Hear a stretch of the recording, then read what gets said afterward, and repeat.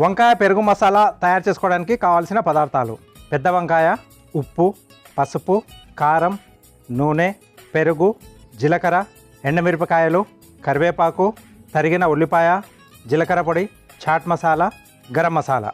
వంకాయ పెరుగు మసాలా తయారు చేసుకునే విధానం: ముందుగా ఒక ప్లేట్లో కారం, పసుపు, గరం మసాలా పొడి, చాట్ మసాలా, జీలకర్ర పొడి, ఉప్పు, నూనె వేసి కలుపుకోవాలి.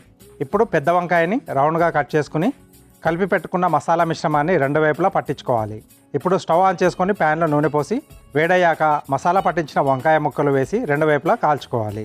ఇప్పుడు మరొక స్టవ్ ఆన్ చేసి ప్యాన్లో నూనె పోసి వేడయ్యాక అందులో ఎండుమిర్చి, తరిగిన వెల్లుల్లి, జీలకర్ర, కరివేపాకు, ఉల్లిపాయ ముక్కలు వేసి వేయించుకోవాలి. ఇప్పుడు ఒక బౌల్లో పెరుగు వేసి ఉండలు లేకుండా కలిపి పెట్టుకోవాలి. తర్వాత ప్యాన్లో కారం, పసుపు, జీలకర్ర పొడి, గరం మసాలా పొడి, చాట్ మసాలా, కలిపి పెట్టుకున్న పెరుగు, మగ్గించుకున్న వంకాయ ముక్కలు వేసి కలిపి 2 నిమిషాల పాటు మగ్గించుకొని ఆపై సర్వింగ్ బౌల్లోకి తీసుకొని పైనుండి సన్నగా తరిగిన కరివేపాకు వేసి సర్వ్ చేసుకుంటే వంకాయ పెరుగు మసాలా రెడీ.